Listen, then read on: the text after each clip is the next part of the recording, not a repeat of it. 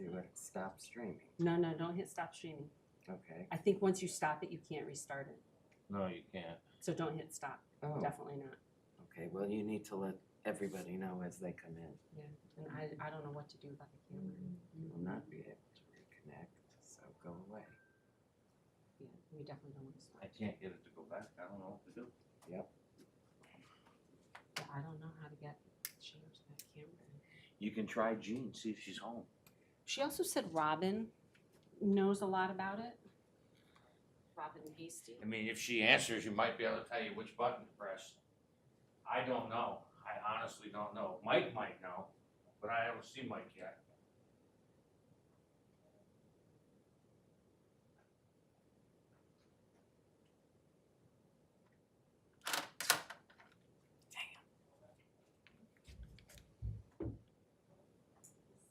I mean, that's the only thing I can think of is Robin Hasty knows. Enter the information, launch Zoom, start a new meeting, we already have her set up. Check that audio and video are set as shown below. This doesn't look right. I'm done, put the computer to sleep Yeah, that. and shut down the whiteboard. No, I don't think that's right.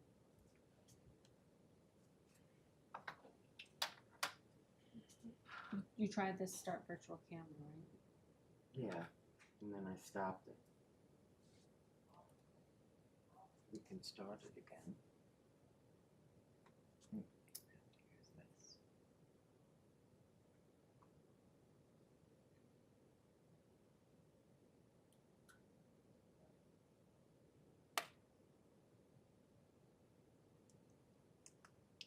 Hi, sweetheart.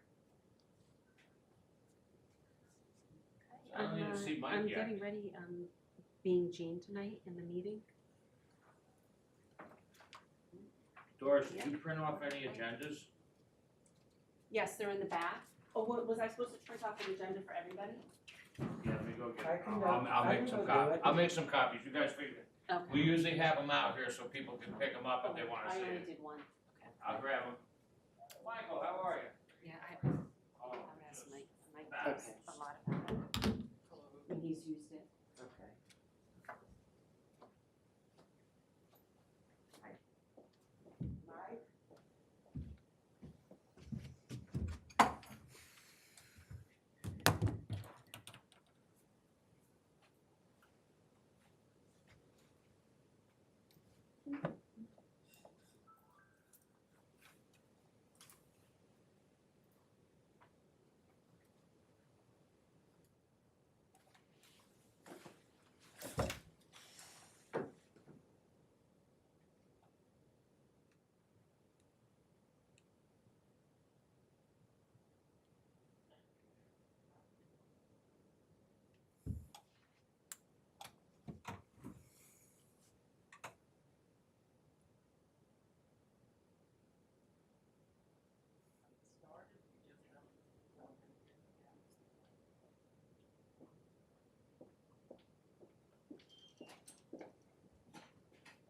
Don't see them yet.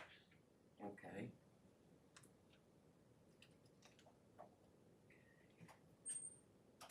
Doris, do you want this up with you? No, that has to stay in the back because that's public, Got it. for the public. Did you figure it out?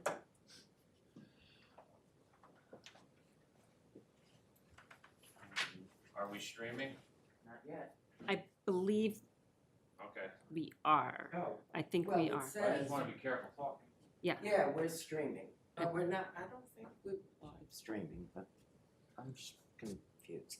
Actually, I should be able to tell. Yeah, it wasn't that bad. A little bit. We filed a little up there. That mic is off. Just, we can turn that on. Yeah.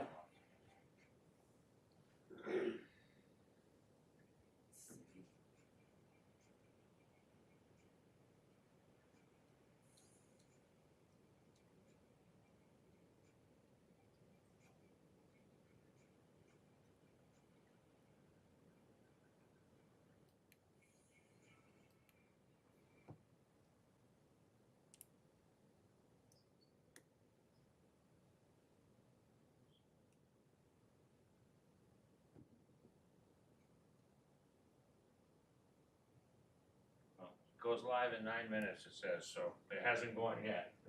Oh, it hasn't gone yet? No. No, it says goes live in 9 minutes. So we still got time to try to figure out why the camera's not moving. Yeah.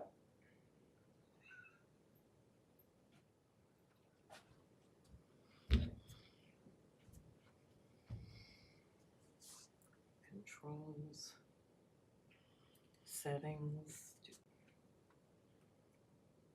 Oh, not studio mode. There.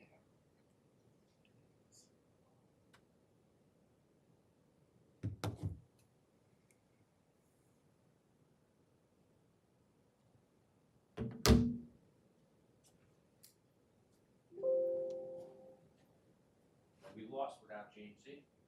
Yeah. Hello. Good, how are you?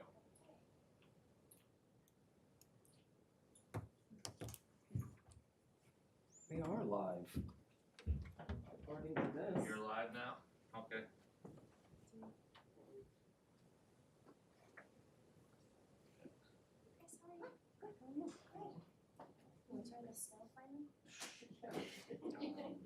With the big wet blobs falling off the trees. It was funny, there was no, like, down gets leaves and Hudson Street, there was, it was just really wild earlier.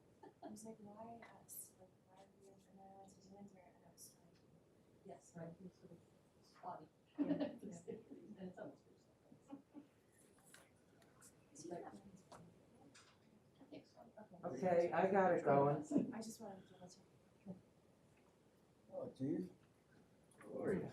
I'm just gonna sit down. Just so you guys know, the mics are live already. Yes. Yeah.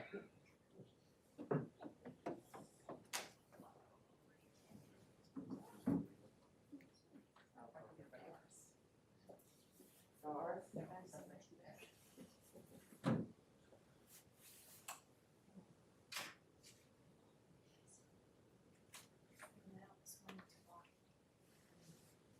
And it wasn't raining, and I was like, down the street. It was pouring, and Sunday, I was just like, and as soon as we got home, I started snowing. Exactly. Yeah.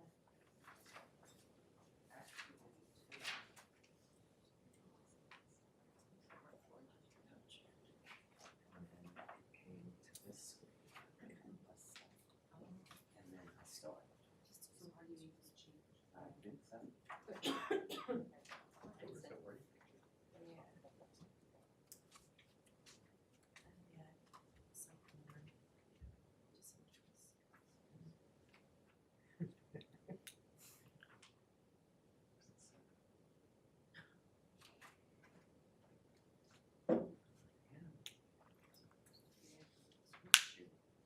I don't know how I got it to there. But at least you got it. This one's more I was important. gonna say that's the most important.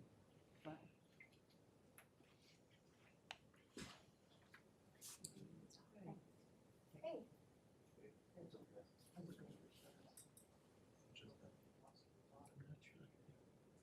Are we live now? Are we streaming?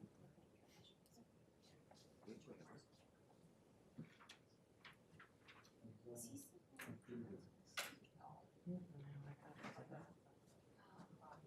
Whatever you did, it's better than it was. Yeah, definitely. Yeah, that's.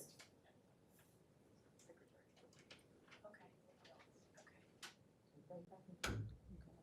Where is a few days ago?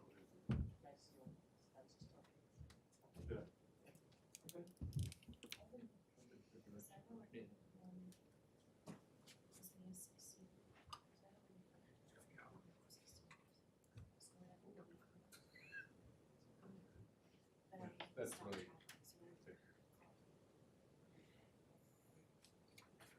Say what you need, priority. I know, it's just I like got that. it on the list already, so send me what you need priority wise.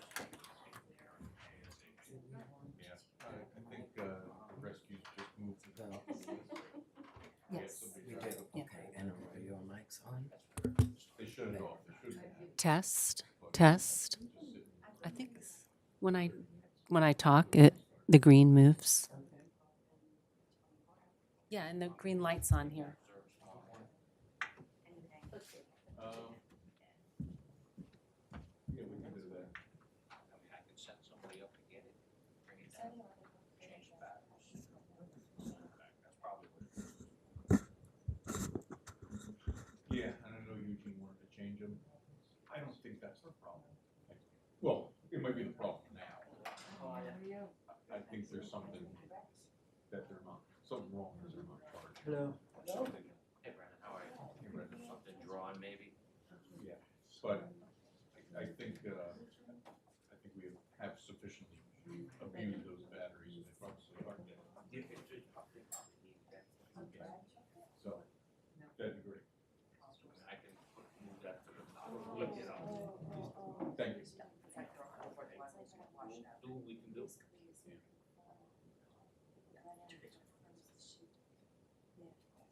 My vehicle's a little. I know exactly where it's Six police officers. What's that? We got 6 fire trucks. Six, 12, 2 chief's cars, 14. Me and Manny, 16. 3 garbage trucks, that's 19. Good, how are you? Yeah, it was all right. It's not my scene, but it's always someplace I wanted to be. At least once I wanted to be.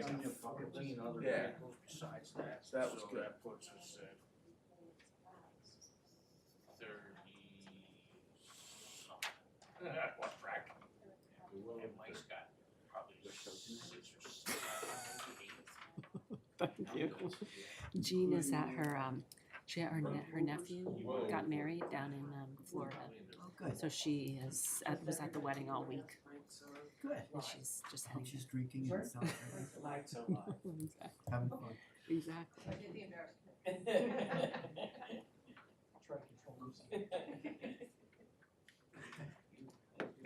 Forget about it. That ship has sailed. I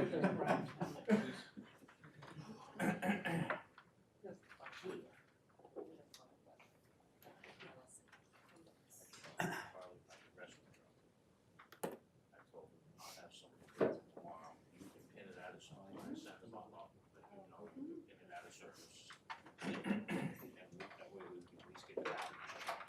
Or I'll send somebody up back and find out what the batteries are.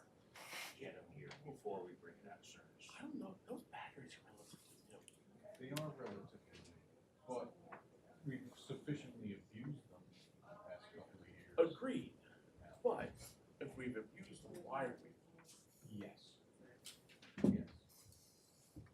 There probably is an underlying problem.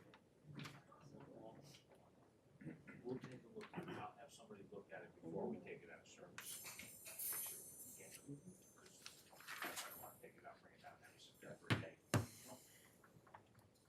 We're very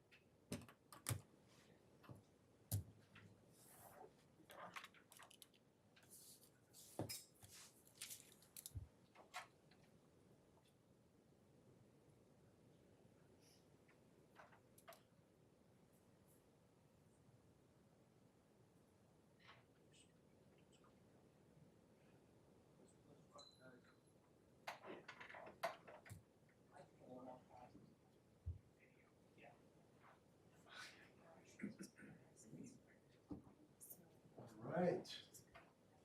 How's everybody doing? Chief, how are you? Rupert, how are you? How are you guys? Mr. Coyne, how are you? Rick? What's going on? How are you guys? All right, sorry we're late. Steering the ship. Rich, I think you're up at the big I don't wanna be table. the big Ah, I wanna be the right. I like my chair right where it is. Probably not a bad spot.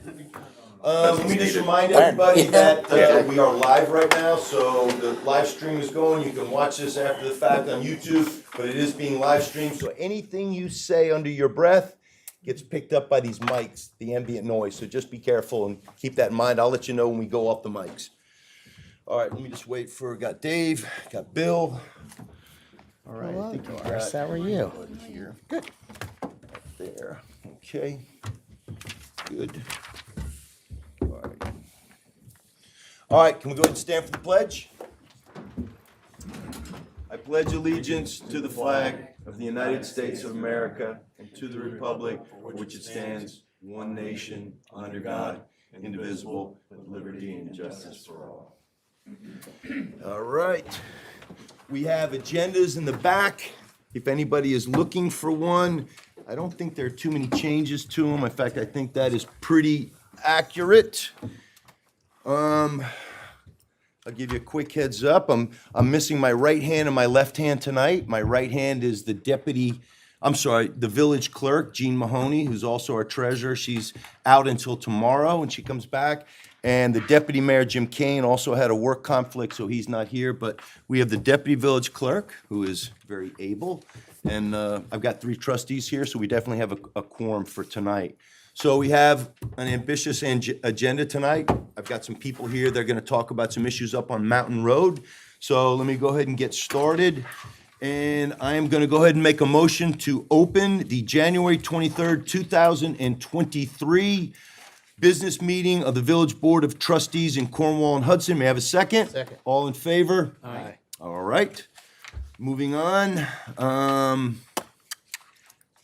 We will have an opportunity now for public comment. Now, this is the way public comment works. We have it at the beginning of the meeting and at the end of the meeting. If you speak at the beginning and you don't want to stick around for the rest, because it's root canal with no Novocaine, you are welcome to leave, but there will be an opportunity to speak at the end as well. All we ask is that you try to keep it in between the 3-minute guardrails and state your name and state your residence, and then you can address the board from the podium. So would anybody from the public like to address the board?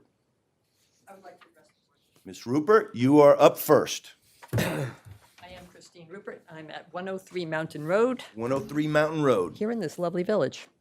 I'm here to address some of the drainage problems on Mountain Road, which caused extensive damage to our property back on December 23rd. The mayor was able to come by and take a look at it shortly after Christmas time. It was still a wreck. It was a wreck for about 2 weeks. And basically, the driveway was unusable. There were gullies in it that were 18 inches deep and about 2 feet wide, and they ran down the entire length of the driveway from the south end. The north end was usable, but not much. So we didn't have a driveway. We've had the house for about 35 years, and we had minor problems up until, I guess it was Hurricane Ida, when we sustained similar damage, but not as extensive. Again, it was because the culvert had failed up above, and all the water poured down Mountain Road rather than going underneath it where it belongs. That's the culvert right by the By the- trailhead, right. about halfway down the mountain. Exactly. That's the culvert. So we sustained that damage. It was repaired. It cost us about $2,000 because it wasn't as bad. The most recent round of this December event was horrific. It not only washed out the driveway, it took all of the contents of the driveway all the way down to the forest floor. It washed across my yard. It washed across the trench that was filled in, but that had been dug to put in the gas lines to our generator, exposed them. It took out 3 sections of my deer fencing. It took everything, and it still lays down at the bottom of the hill. It's irretrievable. It's like you can bring gravel back up the mountain.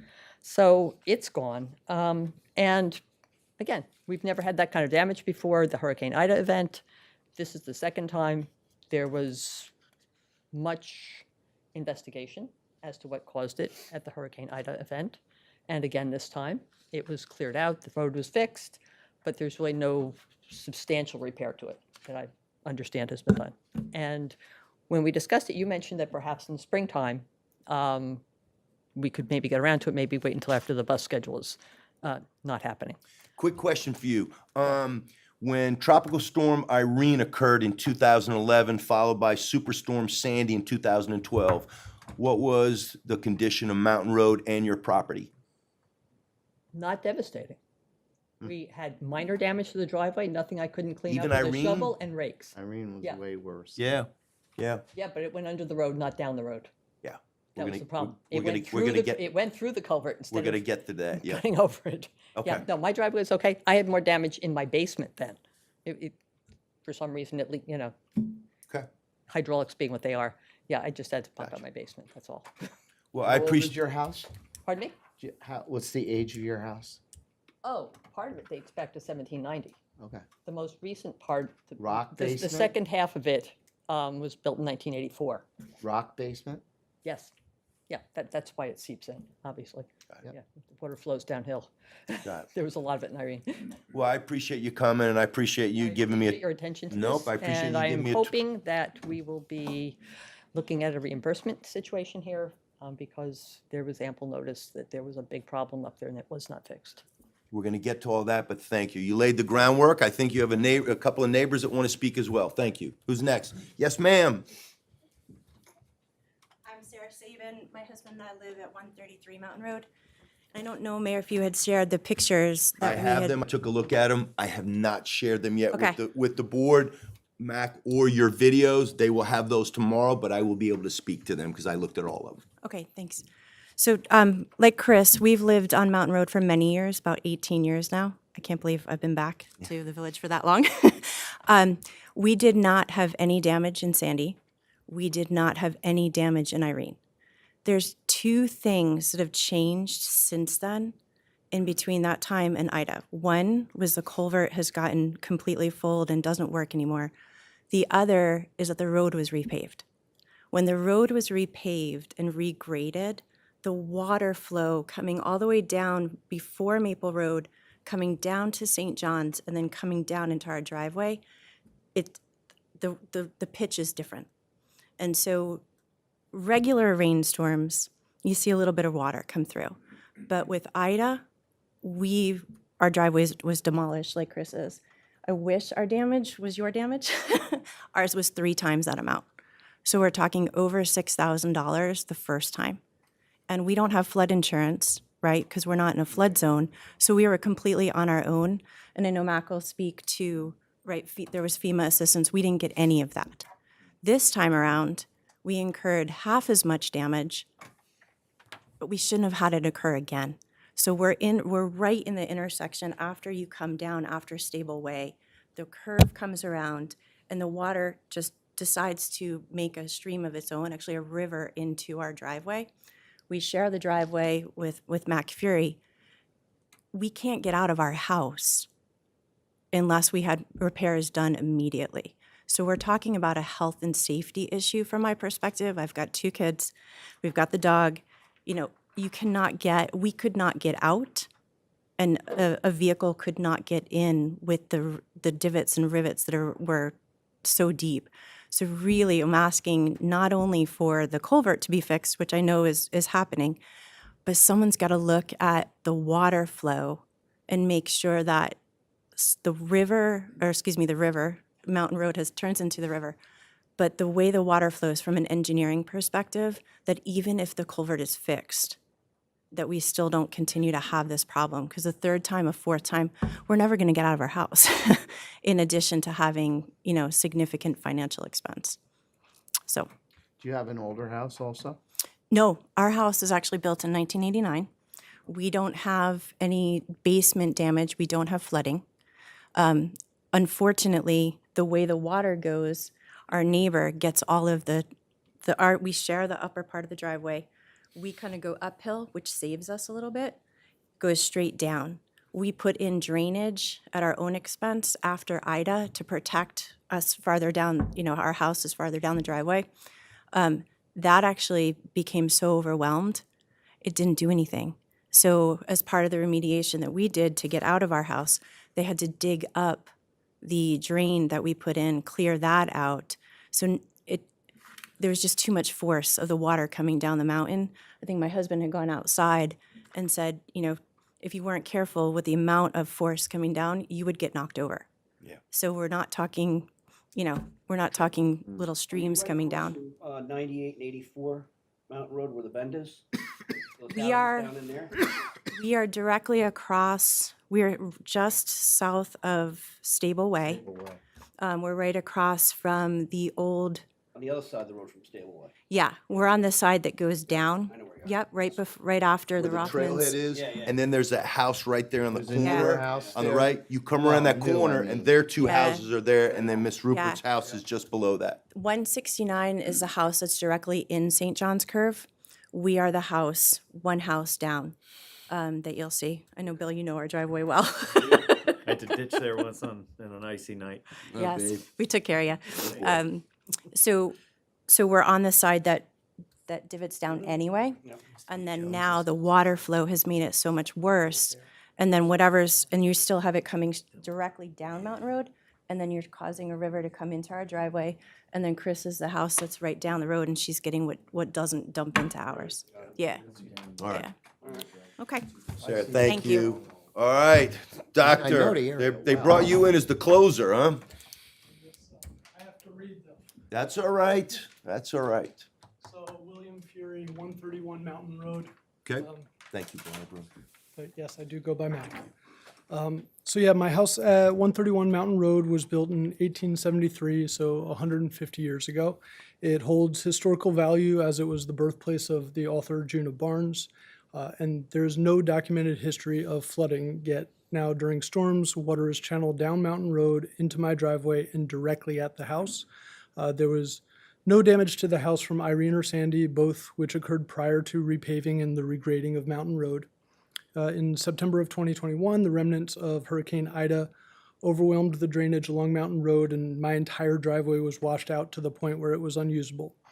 Yes, Hurricane Ida was an act of nature, but after any large act of nature, action is usually taken to prevent future damage. Unfortunately, action was not taken here. Nothing was done to prevent future damage. Could the village have reasonably foreseen another storm overwhelming the culvert on Mountain Road to the point where it causes property damage for the residents? Yes. In fact, I contacted the superintendent of public works and the mayor in May of 2021, sharing my concerns. I stated that typical rainstorms were now overwhelming the culvert, flooding Mountain Road, and that my driveway was once again beginning to get damaged, not by large storms, but by typical rainstorms. I asked what was planned to remedy the problem prior to the upcoming hurricane season when we would likely get heavier storms. At that time, when I sent the email, the village even had traffic drums up along the road near the culvert because they were aware of the flooding issue. The superintendent of public works assured me that work would be done during the summer of 2021. That needed work was not done. It was not done until December 2022, in the days after my property sustained worse damage than it did from the remnants of Ida. Water from the overflowing culvert was channeled down Mountain Road into my driveway and directly at my house, flooding the basement and completely washing out my driveway for a second time. Water got into the house's foundation right before the temperature dropped 40 degrees in one day, freezing the water so that it expanded, causing further damage. The first time was an act of nature. The second time was negligence on the part of the village for not doing the work to fix a problem that they were aware of, and as shown by the fact that they did the work in December, they were capable of doing. Again, could the village have reasonably foreseen this problem occurring and done something to prevent it? Yes, they had the knowledge of the problem, knowledge of at least one cause exacerbating the problem, and the ability to remove that cause, as demonstrated by the fact that they did it immediately after several residents complained about the damage their property sustained. I am requesting an action plan that includes engineering to ensure my house and property are protected, and so I do not lose my driveway a third time. I'm also requesting compensation for expenses incurred from the most recent storm, since the village had the knowledge of the problem and the capability to prevent the damage. On my educator's salary, I had to take out a loan to cover the cost of the repairs to Ida. I still do not know the full cost of damages from this most recent storm. So far, I've spent $13,450 repairing damages to the property that occur when the drainage along Mountain Road fails. I'm not done with repairs. If this happens again, I will not be able to afford to continue to live here. I'll have to sell the house and move. And if it were to come to that, the amount I would now be able to get for the house has been significantly reduced because I would need to disclose the property damage caused by drainage issues that are out of my control, but under the village's control further up Mountain Road. Thank you. Mac, thank you. I can see why you were the closer. Well said. I've met all three of these families through this issue. Sarah actually saw me one morning on Wood Avenue when you were out walking that Clydesdale of yours and stopped me and we talked about it. And Christine was in paying a water bill and we spoke and Mac reached out to me and we've had a number of conversations about this. What I've committed to do, I cannot, and I've told each of you guys this, I can't make any promises on recompense. I have to go back and do this forensically, and I have to, first of all, protect the village, but at the same token, you are the village. Make sure that you folks are taken care of. And to Mac's point, was this something that we reasonably should have foreseen? Yes, there are acts of nature, acts of God, however you refer to it. And those are things that are going to happen no matter what. But was there something that we could have done here? I have walked that road, the entire expanse of Mountain Road, parts of it with Dave Halverson, other parts of it with our engineer, and to a couple of you mentioned the remediation that's being done right now. I'm going to give you my background on this, and then I'm going to turn it over and let Dave speak, because Dave's been here longer than I have. In fact, I think he's been here 35 years. 5 or 6 years, Mountain Road's been there for over 100 years. 5 or 6 years ago, the village had it repaved, all right? When they had it repaved, we all know that engineering-wise, they pitch the road from the center out. There were some noticeable bits of asphalt that were put along the edge that wasn't there before. And I know it because I've lived on Wood Avenue for 20 years and my children have been here for 32 years. So I know that road wasn't always like that. Now, was that the cause? I don't know. I got a C in engineering in college. I don't know. But I committed to having our engineer, our DPW superintendent, me, and you three families to go out there and to take a look at this, starting with the trailhead. Now, we talked about the culvert. We did half the work on the culvert because digging up the entire culvert would have closed the road probably for a week. There was some mention before, it wasn't brought up tonight, but you folks are in the know on this in regards to an old, Dave, 8-inch Central Hudson pipe? Yep. 8-inch Central Hudson pipe, which was left underground. Now, we'd asked in the past to have that pulled out. Central Hudson doesn't always go and pick up old gas lines that are no longer in use. In this instance, we ended up having to do it because some of the debris that had washed off the mountain had clogged that culvert up. And we went ahead, had Central Hudson come out and took it up. Could we have done it before? I don't know. That's what we're wrestling with right now is how far does that go? Because Central Hudson pipes run throughout the length of this 2.1 by 2.1 square village. What I've committed to doing, and obviously number one, is to meet with you folks, our engineer and Dave. And we'll do that. I'm going to try to send a schedule planner out for next week to make sure that you folks are available because I know all of you would like to be there for that. Number two, there will be a complete redo of the culvert just below the trailhead. We will rip the road up. We cannot do that until after school's out. So we're looking at July to do that. Otherwise, we'll have to shut the road down for at least a week. And that way you can only come in from the top and go out or come in from the bottom and come out. In the interim, I know Dave sends his guys up there now daily to make sure that those drainage grates and the culvert stays free of debris.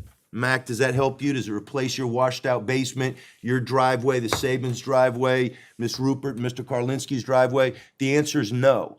I don't know what we can do until I have our engineers look at this and say, yep, this is something you should have reasonably foreseen and done something different on. and until I talk to legal. If I can, and they decide that there is something we can do, I will be your fiercest advocate on that. So I can't promise you anything right now, except we're gonna fix what's going on now. Dave, what am I missing about what our current remediation plans are in regards to Mountain Road? The only thing that I'll comment on right now is we tried to get the gas line removed a year ago or so, whatever the last time we had that issue, and couldn't get it done. And even the day we first excavated the road, because we had to stop the water, it was just completely out of control. Central Hudson showed up and they wouldn't remove it even when we had the road open. So when you say we couldn't remove the pipe, was that because we're not allowed to move the pipe, or? We're not allowed, that's Central Hudson's property in the ground, it's not ours. Do you believe that that pipe being there was a cause of the? Absolutely. I have the photos of the blockage. Mike was there with me as well. So with the pipe removed, and you've been here for 35 years and your experience with Mountain Road, with the pipe removed, is that enough to keep that culvert free as long as we Yes. keep the debris out of it? Yes, but we're gonna replace it anyway because it needs replacing. Okay, because I watched the videos, because I wasn't on Mountain Road on Christmas Eve, and Dr. Fury sent videos, and I watched the videos. The amount of water that was coming off the trailhead, channeling itself down that serpentine and then onto their property. My concern in looking at it is, should we take those macadam curbs out because the water doesn't flow naturally over the edges onto people's property? It channels down into this deluge into their yards. So it's not going onto the people above them's yard, it's coming down into their yards. Is that something that we could do or should do now? I don't know if it's something we should do now. I'd rather wait and talk to the engineer on that. Are we waiting because we're expecting that weather's gonna get colder, we're gonna be dealing with No, snow? no, I'm not talking dealing about with the hurricanes? flow of the water off the edges of the road where the road is very narrow and Yeah, you're gonna have erosion in other spots as well. well, It's a means to control erosion and the water itself. understood. I'm gonna share these videos that Dr. Fury sent today with the board and with you. All I know is, looking at that, is it's coming from above. I get it. Water takes the path of least resistance. I know how it works. I just feel like that curbing is channeling it down into their yards. I understand. I was there for 12 hours that day. Yeah, I watched you. Yeah, I watched you. Any trustee with any thoughts in regards to, No, I just think that you have to look at the history, and if this is happening now, I don't remember it happening as bad in the past, so obviously something that's been done has made a change in how the flow of the water is taking place. I've lived here my whole life, and I never remember hearing anything major on that road. Now, granted, we have to maintain that road at a high level just because we have bus traffic on that road. So it's not a country road like it used to be. And I don't really like the fact that we have buses all over that road, but, and repaving, it's something that you have to do. But if we've changed the channel of the outfall, like you said, putting up bumpers, maybe funneling it towards somebody's property, then that's something that Jason is a smart guy. He'll probably figure it out. Dave, would putting in more stormwater drains down the mountain help maybe? You have to have a place to drain it too. I mean, down into obviously there's that big ravine down below their properties. I mean, it would have to go through somebody's property or into somebody's property, but that's just rocks and a crevasse. I would refer to legal on that. The question on what you could do or couldn't do? Did you see it, Bill? I guarantee if it helped these people's property, I bet you they'd probably agree to have something run piped underneath theirs to get it out there. Because I think, Dr. Fury, you have a pipe that comes out on your property, correct? And then, Miss Rupert, there's one just up above you, correct? A storm Yes. drain that, It's actually on the same property. on the Sabins property. That's, Whether we want to put something in or not, nature's gonna do what it wants to do. So 169 is not here tonight. They had a waterfall that I've never seen before. Whose house is that? That's the next house up. You know from whose it ours, is? Right, I don't know the Oh, okay. owner's name. with The old Marriott influence house. on the Yes. standby. But there was a so there's about an acre's worth of property between our home and their home. Their home, I think, sits on seven acres. There's no residence in between our home Right. and their home. So from the way the water was coming off St. John's Curve, right, and I know you guys were up there, and your team does an absolutely fantastic job of taking care of us. But this was more than anyone could handle. And there was a waterfall that was coming off of Mountain Road into, and it just created a new outlet itself. And that was before it got to our house. So there's a number of places where this water could go that wouldn't hit a home. Now, I understand legally there's property, but there's a number of places and solutions that could mitigate for future Yeah. property damage. So, you'd like to speak first? Go ahead, Matt. Just with that waterfall, speaking to the power of the water, it knocked down a boulder that they placed there to protect cars from going over the side. It took that entire boulder and threw it down into the ravine. Yeah. And that was before it got to us. I would suggest that if you had more storm drains along there or more directional infrastructure in some of that runoff road, it would at least help in the cases where the main culvert fails. In most cases, I think, if the main culvert is in fact totally replaced, and maybe a slightly larger one, you may not need all those downstream flows and diversions. Yeah. But if it does get clogged, there's a better chance that it's gonna flow up the road Yeah. before it gets to us. It's the clogging, right? Storm drains are only as good as the outlet for the water to come in. So if you Doesn't always see, work. right, and I know you guys know this, the trees fall, there's branches, there's rocks, right? So, and the trees fall before the road was repaved. That gas line has been there forever. So there's all these things that have been happening. And forgive me, I'm not an engineer, epidemiologist, but that gas line has been there and we have not had the damage to our home. So there's something else in addition to the culvert work that needs to be looked at. And the water's gonna change over time. I get it. The problem was the debris washing down the stream and getting caught on the pipe Yeah. inside of the box culvert. What's on Mountain Road? What's And happening there's been a on lot the of change Stable above. Way culvert side? Is anything happening on that side too? No, the way it's pitched, Dave, it rolls off the other side. So it rolls, so if you guys want, when it rains, if you drive up Mountain Road, the water actually flows down on both sides of the street, right? There are paths for the water to then, when it's on the stable way side, it actually is supposed to then cut over right after Mac's home into pipes that go down into the river. Okay. Okay, Right, so their you'll grading's have, there. so that's historically how the water is moved.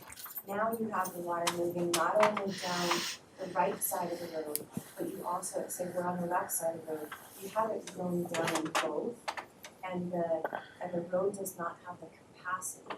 Too much volume. There's too much volume, and I think that's the, right, debris, and you're starting right at the top of Storm King School, and it's all coming down. You're actually, I mean, right, you're starting up at 9W, it's all flowing downhill. But so it has, looking for something that is resistant to blockage, right? We're always gonna get blocked with something. The trees are gonna continue to fall. the rocks are gonna continue to come down, so what, again, I very much appreciate the cleaning of the culvert, I think that is necessary, but I don't think that is the ultimate act. Not a to help. panacea. Yeah. Got it. All right, so here's what we're gonna do, if it's okay with you guys, because I wanted the board to hear this, because I went out to your property, saw it. Dave was obviously there. Dave knows it. Like to set up a meeting next week with our engineer. What we'll do is we'll start up at the Storm King School. We don't need you guys for that. We'll come down a little way, stop, take a look at things, and then we'll end up stopping at the trailhead.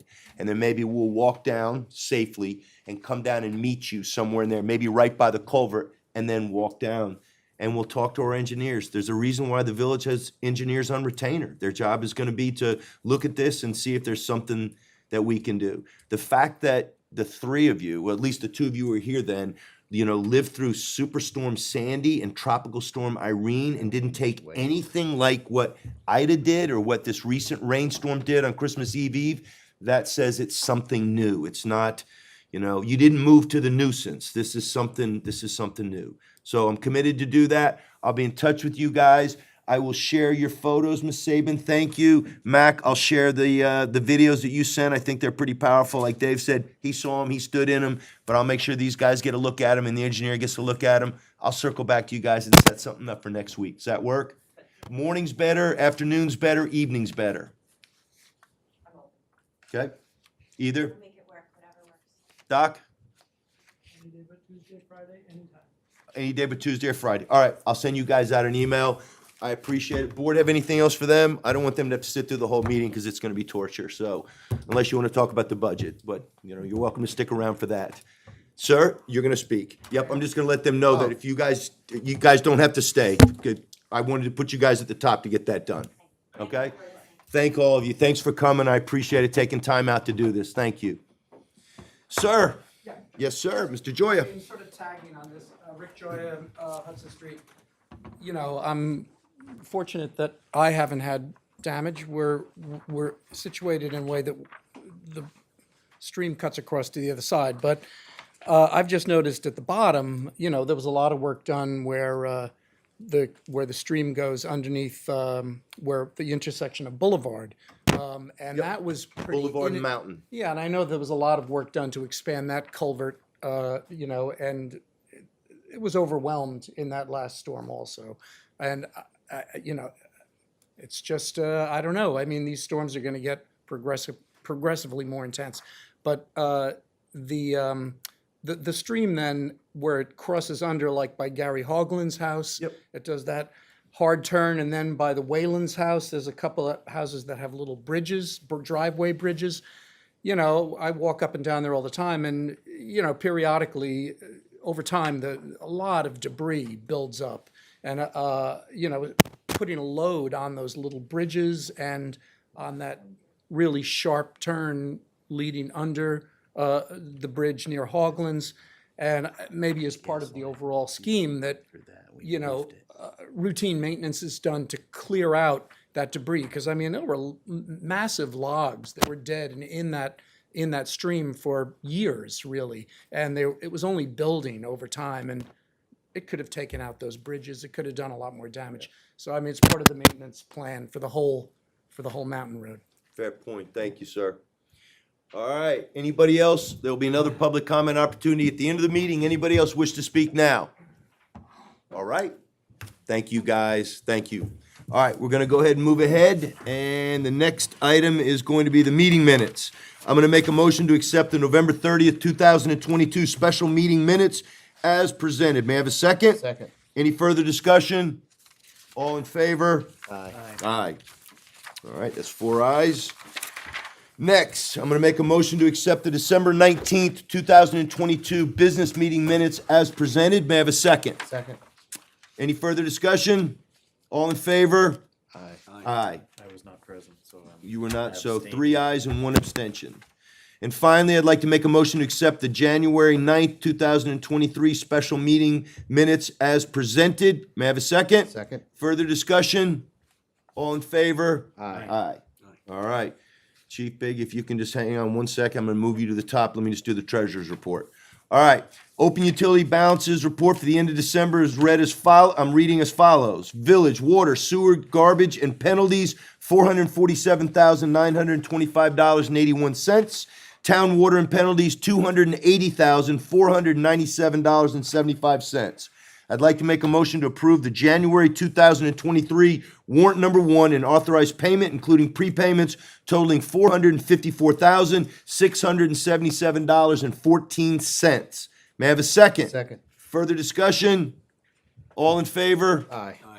The revenue expenditure reports by fund are as follows. General fund revenue, $4,343,473.97, with expenditures of $3,798,003.58.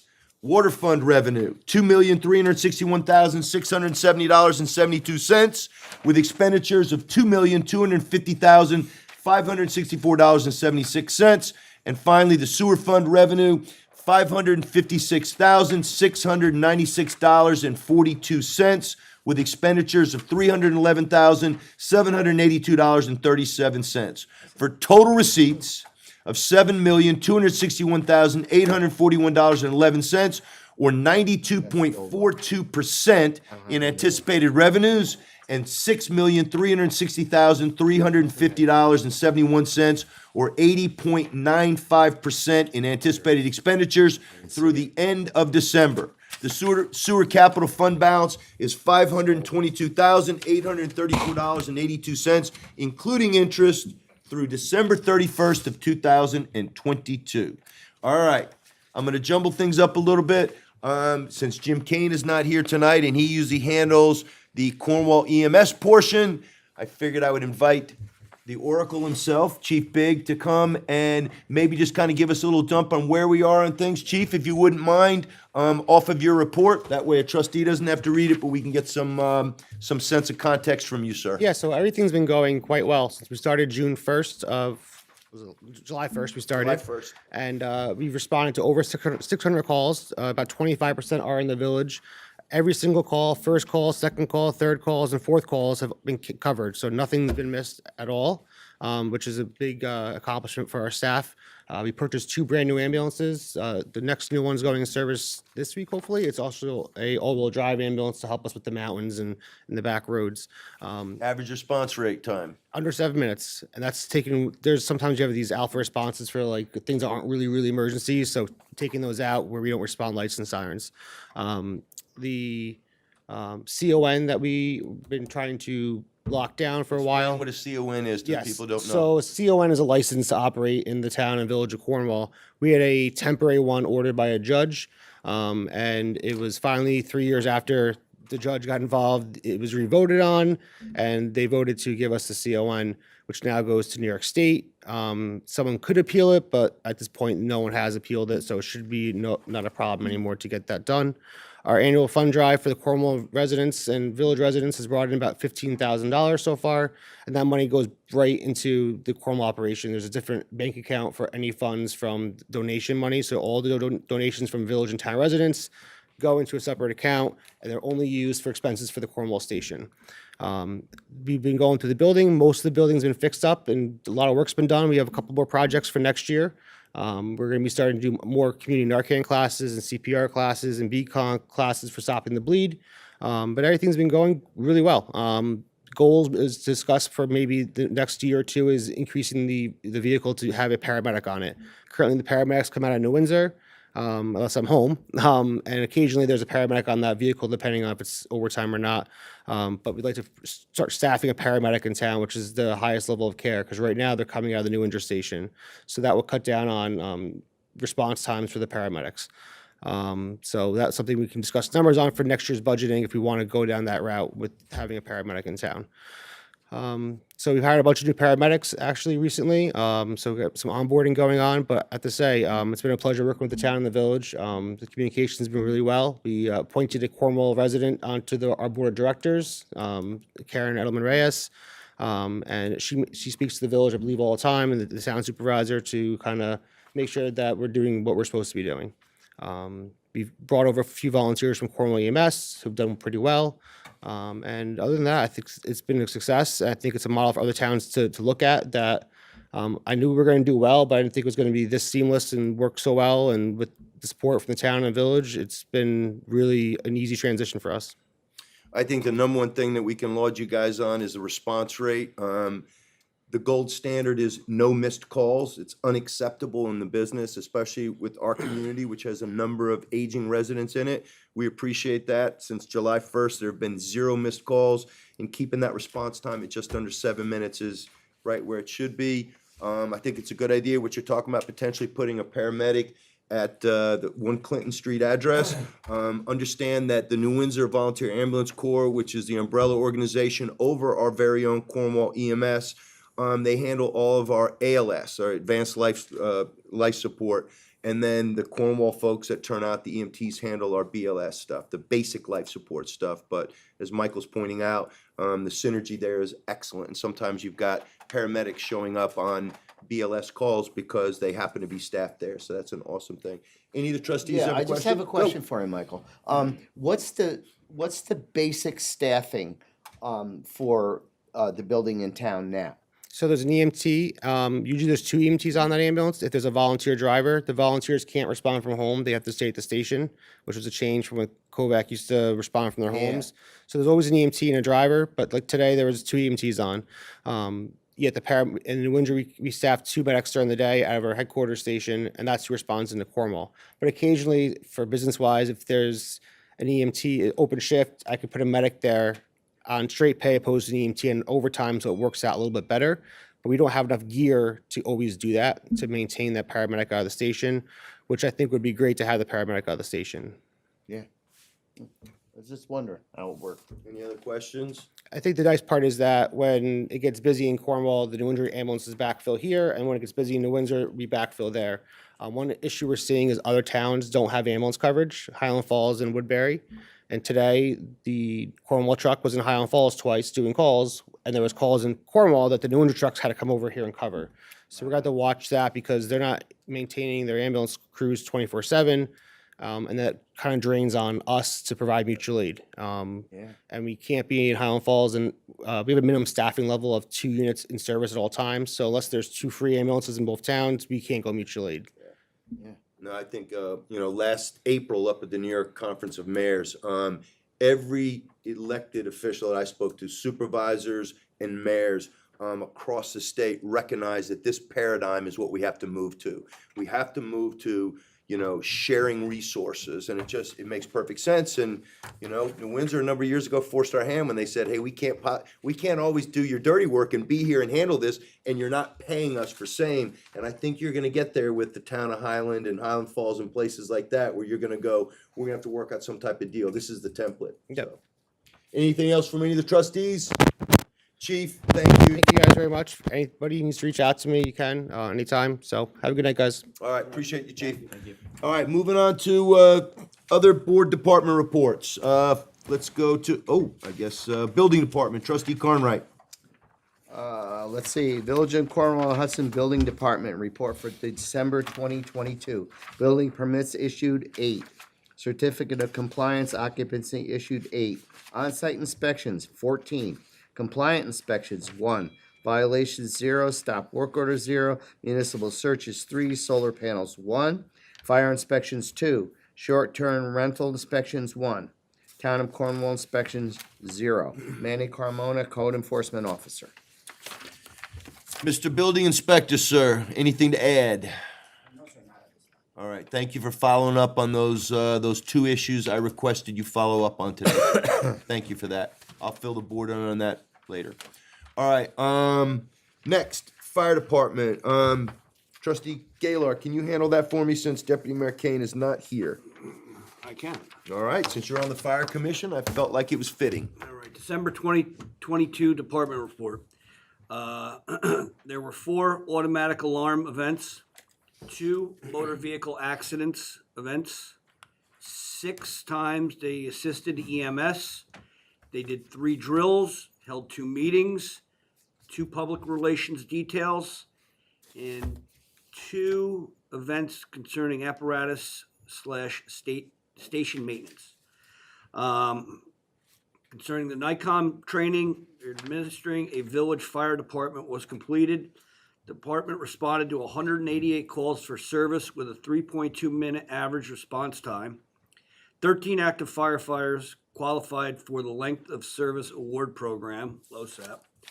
And New York State Governor Hochul recently signed into law a 10% exemption for property value assessments of homes owned by qualifying volunteer firefighters and EMS volunteers whose local municipalities adopt a local law allowing such exemption.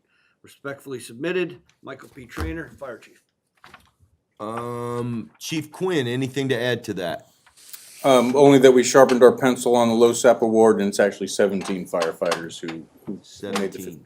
All right. And I guess since that was actually Chief Trainer's report from last month, Chief, anything to add?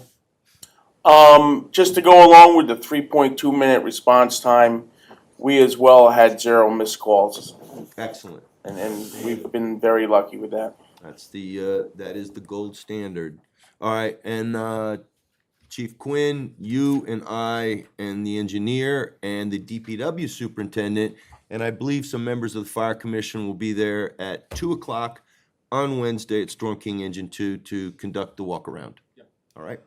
Sounds good. All right, Trustee Brain, Police Department. Cornwall on Hudson Police Department Monthly Police Report, December 1st, 2022 through December 31st, 2022. There were 340 total calls for service. 0 calls for felonies, misdemeanors and violations. There were 2 calls for harassment or aggravated harassment.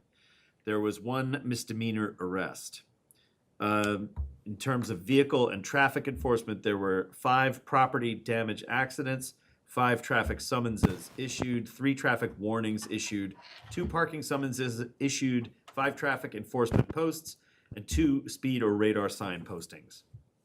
In terms of non-criminal activity, there were 3 fire response calls, 2 domestic incidents, 4 alarm response calls, 4 noise complaints, 2 suspicious person calls, 2 suspicious activity calls, 7 animal complaints, and 1 disorderly juvenile call.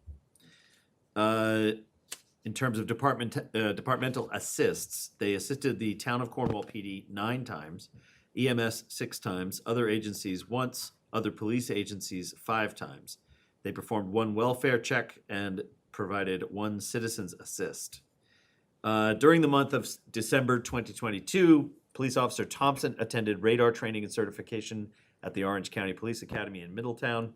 During the month of December, Cornwall and Hudson Police Department participated in Orange County Stop DWI grant funding enforcement. During the month of December 2022, all COHPD officers completed an online New York State Department of Criminal Justice Services Juvenile Law and Procedures for Law Enforcement Officers Training and Certification course. Respectfully submitted, Chief Stephen E. Dixon. Chief, anything to follow up?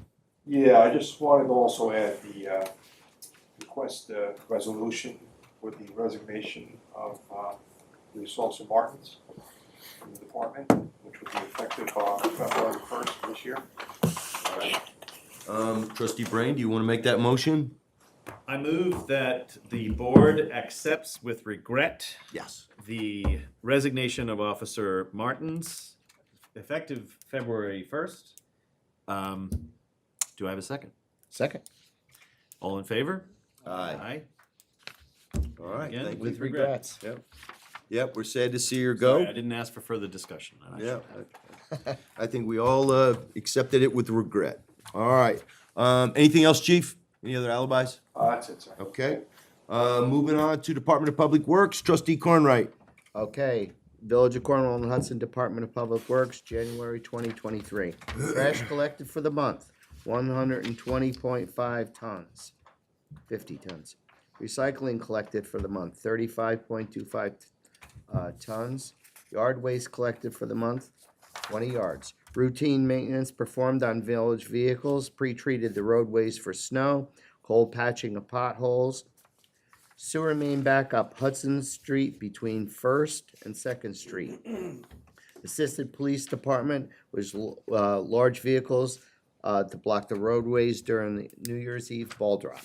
Notes, during the overnight hours, December 22nd into the morning of December 23rd, we had approximately 3.25 inches of rainfall causing a large amount of debris to wash down and lodge and clog a box culvert on Mountain Road.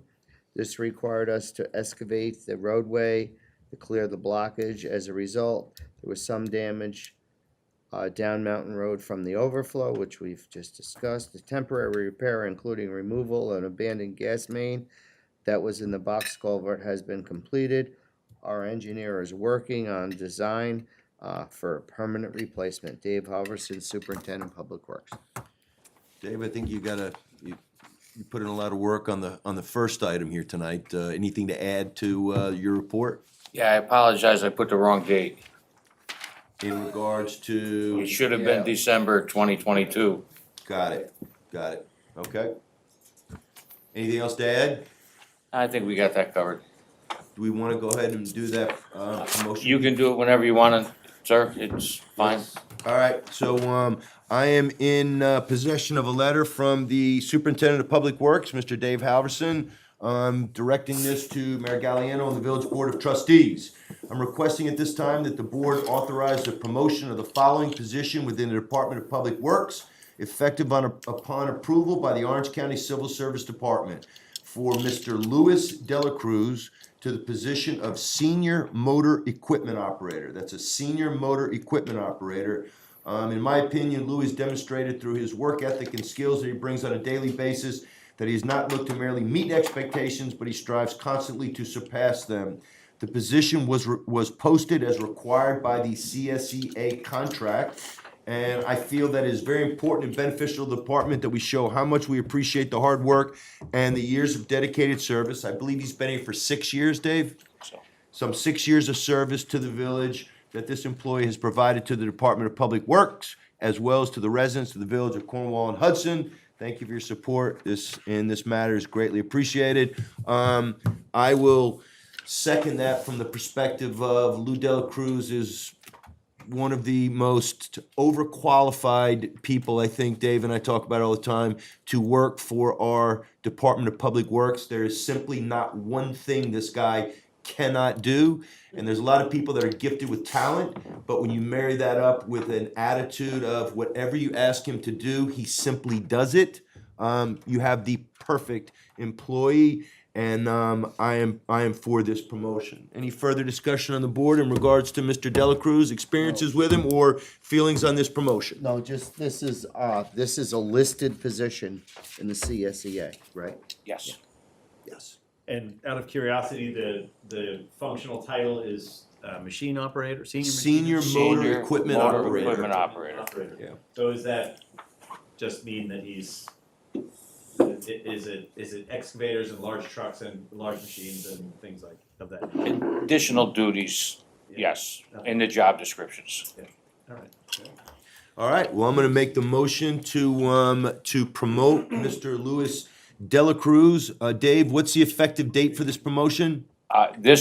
He has not been cleared through Orange County as of yet, so we have to, pending his clearance of Orange County and subject to 6-month probation. And subject to the standard 6-month probation period that even employees who are getting promoted within still have to be on a probationary period, even though they've been an employee here for a significant amount of time. May I have a second? Second. Any further discussion on Mr. Delacruz? All in favor? Aye. Aye. All right, that's 4 ayes. Okay, took care of that. All right, last but not least, because Chief Big handled EMS, Trustee Gaylord, the Water Department. All right, Village of Cornwall and Hudson Water Department, December 2022 monthly report. Monthly production, 20,723,000 gallons for a daily average of 668,000 gallons. We collected 24 samples in accordance with our approved water quality monitoring plan. The Black Rock Water Treatment Plant remains offline, while the New York State Department of Environmental Conservation Speedies permit is updated. Application is nearing completion with engineer's office. They did 38 utility markouts that were completed. Water main break repaired at Rose Hill Park, Holtz Lane, Highland Avenue, 23 Grandview, Shadane Avenue. Service line leak repaired at 20 Shadane, Avenue, 36 Grandview Avenue, 1 Smith Road, Hazen Street. Repair water main valves on Pex Road, Smith Road, and Mill Street.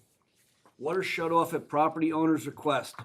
42 Avenue A, 112 Russell Street, 18 Yeager Drive, 117 Main Street, 6 Hickory Street. Investigate dirty water complaint at 205 Boulevard, 31 Payson Road, 98 Boulevard. Repair new water main trench washout on Mill Street. Meters, they read the commercial meters, read the village residential meters. 11 final water meter readings were completed. 5 residential water meters were replaced. 7 meter transmitter replaced. 3 miscellaneous jobs completed. 2 inspections. The water department staff participated and completed first aid, CPR, AED, stop the bleed, and Narcon training. Assisted the town of Cornwall and Argenio Brothers with Continental Road Box Culvert Construction Project. Sincerely, Michael P. Trainer, Water Superintendent. Mr. Superintendent, sir, anything to add? I'll just add the Speedies permit for Black Rock, that's been submitted to the DEC. We're waiting for their review to be completed. They have up to 6 months to complete that review. Okay. So it's offline for, It's offline until then. Otherwise, if we use it, it's a $37,000 a day fine. what are they waiting for? What if we really needed it? I don't disagree. Oh, by the way, did we put in to have increase the flow out of that? We have not yet. Small fun fact with the whole Speedies permit renewal process, we've been paying a renewal fee for the last 13 years for an expired permit. For whatever reason, the renewal fee has no bearing on the status of the permit. I've been in touch with Senator Skoufis's office about that, because in my eyes, it just doesn't seem right that we would pay a renewal fee on an expired permit that they did inform us of recently. Who would get the notification? How much is that renewal fee? $425 a year. Who would get the notice that the permit was expired? The village received a notice back in 2009.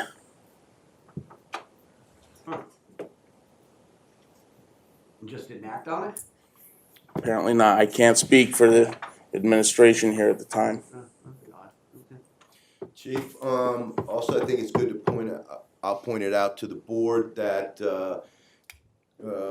Superintendent Trainer is the chair of the Water Committee. The Water Committee is made up of a town council, a town councilman, a resident in the town, Ms. Carla Castillo, a village resident, Eric Denega, and the deputy mayor. And they had their first meeting last Friday, Chief? 2 Fridays ago on the 13th. Ago. The committee has decided, because they're overachievers, that they're gonna meet twice a month.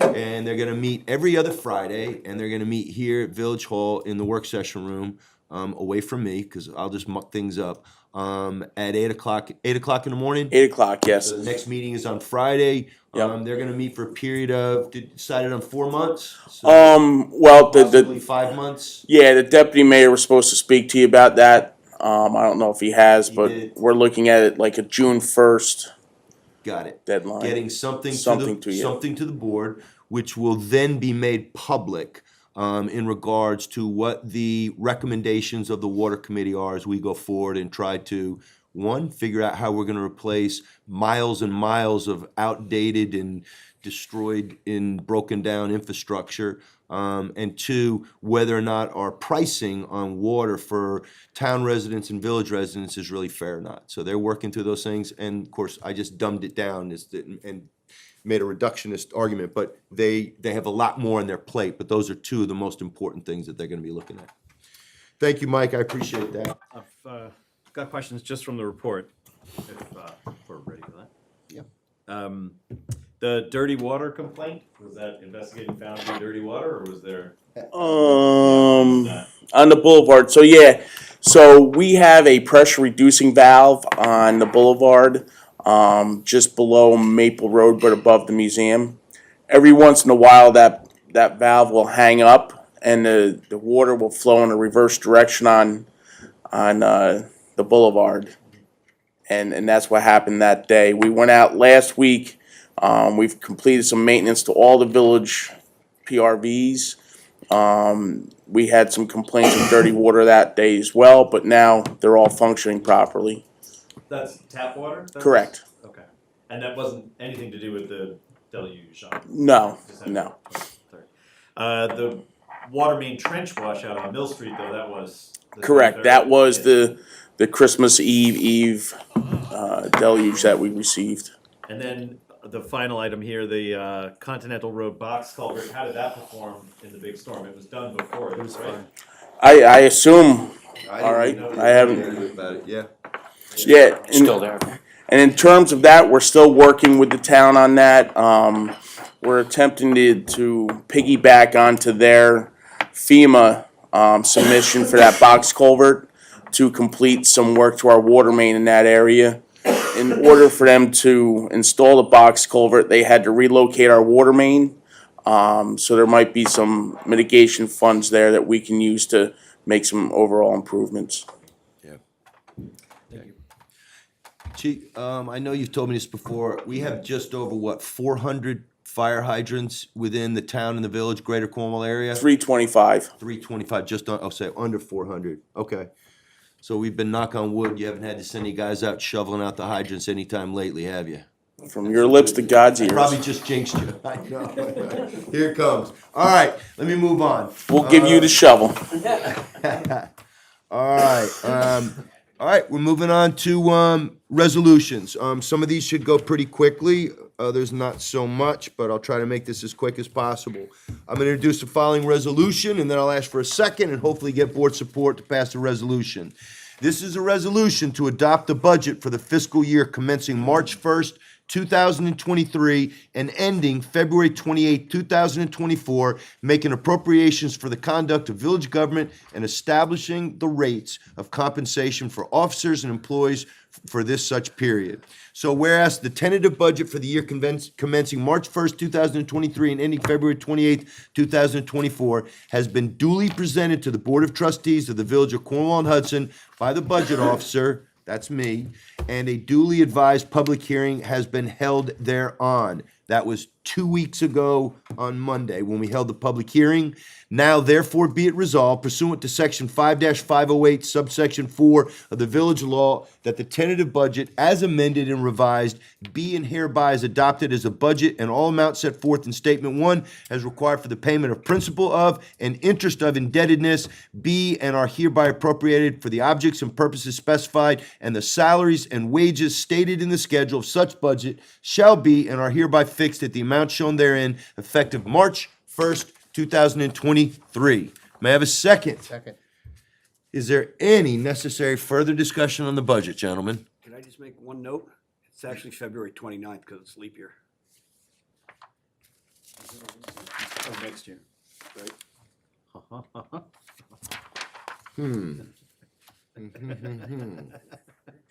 They wanted to wrench in things. So you're telling me that next year is leap year, 2024 is leap year? 29 days in February. So the last day of the fiscal year would therefore be. All right, so. If it matters, I don't even know. No, so I From a will. parliamentary standpoint, how do we amend? I will amend it as such. So the tentative budget for the year commencing March 1st, 2023 and ending February 29th, which we believe is leap year, 2024. All else the same.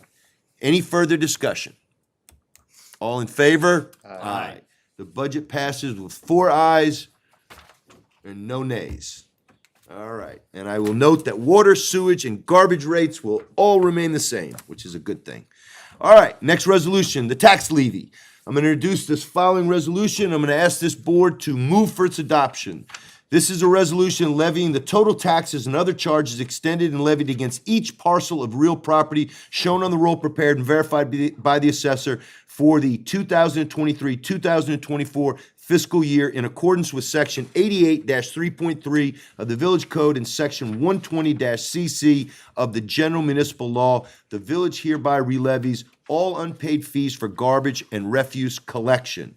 Resolved that there be levied and assessed against the real property value of the Village of Cornwall and Hudson the following sums for the village government and other charges for the fiscal year 2023-2024 with a tax rate of $7.68 per $1,000 of assessed value. The general fund stands at $2.8 million. Delinquent water rents and charges, $84,197.20. Delinquent sewer rents and charges, $57,232.02. Delinquent sewer capital fees and charges, $3,636.25. And delinquent garbage charges, $29,075.16. For a total relevy of $174,140.63.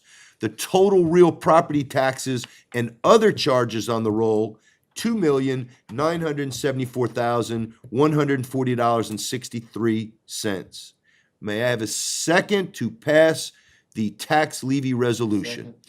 Any further discussion? On the re-levy. I am the chief budget officer, but you know that my left-hand woman is not here tonight, unless you want to throw Doris under the bus. We'll see where we can get. All right. On the re-levy, we re-levy once, and then in the event that those remain unpaid, we don't continue to re-levy. That goes to The county does it. Yeah. Or is the re-levy the first time the The county? re-levy goes to the county. Okay, got it. Yep. Yeah. That's it. Okay. All in favor? Aye. Aye. Done. That's 4 ayes and 0 nays. All right. The rest of this stuff is pretty pro forma until we get to the stuff I'm going to need you on, Counselor. Election inspector appointments. So keep in mind the village last year approved expanding our election hours to 6 a.m. to 9 p.m. as opposed to the old standard 12 p.m. to 9 p.m. So it went from 9 hours to 15 total hours on election day, which this year is Tuesday, March 21st, 2023, in this very room right here. So the village clerk, Jean Mahoney, has requested the following folks be appointed election inspectors for the and you know I'm gonna brutalize your last name, right? As long as we've been working together here. For the upcoming March 21st election at a rate of $200 per day. On registration day, Elsa Cameron will serve as the chairperson and Barbara Gabhart. The election day table, Martha Diedrich, Lauren Anderson, Mary Ann McInerney, and Phyllis Murphy. McHenry. I'm sorry, that's how it's Okay, pronounced? that's okay. It's pronounced that way, or that's? McHenry. McHenry, got it. All right. Alternates, Rita Panessa, Chris Diaz, and Barbara Flughoft. Very good. Was that good? Yeah, it was All good. right. All right. Election day machine inspectors, Elsa Cameron and Barbara Gabhart. Field tech for the voting machine, Ray Taraka, at $200 per machine. I believe we have 2 machines for election day here, don't we? Or do we only have 1 for village elections? We may only have 1, right? We have 2. We had 2 for the national 2 one. machine inspectors too. 2, okay. Got it. All right, so I'm gonna move to accept these appointments, not nominations. May I have a second? Second. Further discussion? Just noting the date of election day is March 21st. What did I say? No, you did. Okay. But it's not on the. Yes, the date is March 21st of 2023, which is a Tuesday. All in favor? Aye. 4 ayes, no nays. All right, village registration day, very important.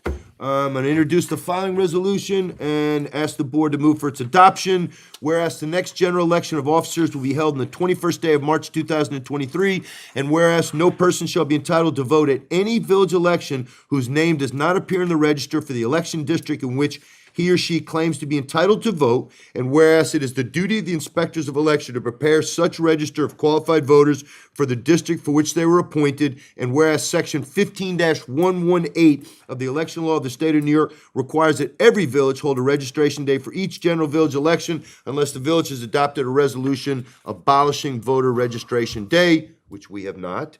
Now therefore be it resolved that registration day for the village of Cornwall and Hudson shall be held on Saturday, the 11th of March, from 12 p.m. to 5 p.m. in the Edward C. Moulton Jr. Boardroom of the Village Hall located at 325 Hudson Street, Cornwall and Hudson, New York. May I have a second? Second. Any further discussion? All in favor? Aye. 4 ayes and 0 nays. All right, moving on to the tough stuff. The pumper tanker truck. I'm going to introduce the following resolution and move for its adoption. Resolution of the Village Board of the Village of Cornwall and Hudson accepting the bid of Sourcewell and authorizing the purchase of a new Pierce Enforcer pumper truck and related apparatus and equipment for the Village Fire Department. Whereas, Joe, can I just introduce this as per text? I mean, unless you guys want me to read a page of the nitty-gritty. No, I'll just give you a little Read summary. the cost, yes. All right, so Joe, you want to give it a First quick paragraph, anyway. summary? First 2 paragraphs. All right, so I'll do the first 2 paragraphs, how about that? And then do the rest of it by text. Okay. Whereas after consultation with the Board of Fire Commissioners, the Village Board has determined, based upon the age and condition of its fire apparatus, that it must purchase a new fire truck to meet the needs of the village's fire department. And whereas this Village Board has exercised due diligence and is determined to purchase a new Pierce Enforcer pumper tanker, including incidental apparatus and equipment through the Sourcewell Purchasing Cooperative, which purchase meets the bidding requirements under New York state law for a cost not to exceed $1.4 million, which amount is to be paid through the issuance of serial bonds. Can I go ahead and introduce the rest as per text? Sure. Okay, because there's no other details in there. I think that obviously everything related to seeker and no other agency has the authority to undertake, fund, or approve this, blah, blah, blah. Now therefore be it hereby resolved that the village board hereby authorize the village treasurer and/or the mayor to enter into such agreements and execute such documents as may be necessary with Sourcewell to consummate the purchase, subject to the review of same by the attorney for the village. May I have a second? Second. Any further discussion? I just note a significant typo, which is that the cost listed here is $14 million. I said 1.4, but No, does it you say? said it correctly. There's It's- commas, but there's an extra 0 in there. So we Where? should, second paragraph. Second paragraph. So, Cost not to exceed.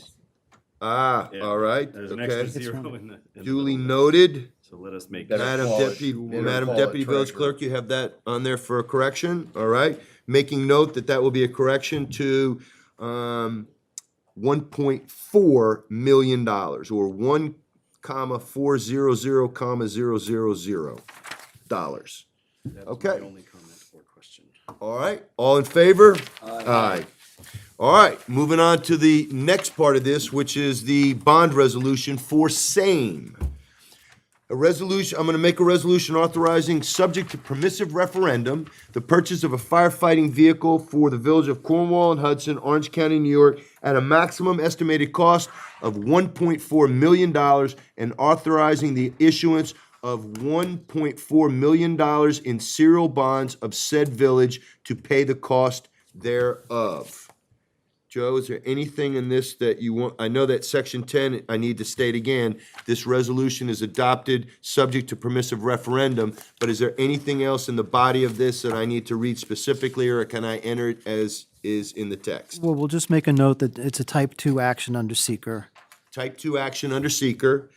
Resolution is adopted subject to a permissive referendum, and what else? Anything else in there that I need to? As per document. As per document. All right, may I have a second? Second. Further discussion? Just to point out the terms of the bonds, it's, Wait, what section, Bill?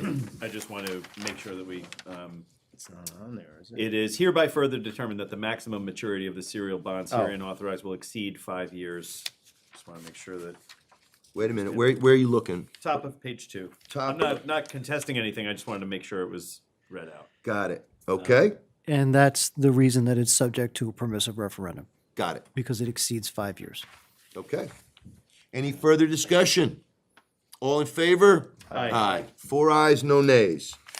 Okay, next item of business, and Counselor, I'm gonna let you give the wind-up on this. This is the length of service resolution. Do you wanna give, I have what you sent me on email, but do you wanna give, a quick dump on this to save my voice? Sure, if I, so in about 1991, the village adopted a length of service award program, a low SAP program for its volunteer firefighters.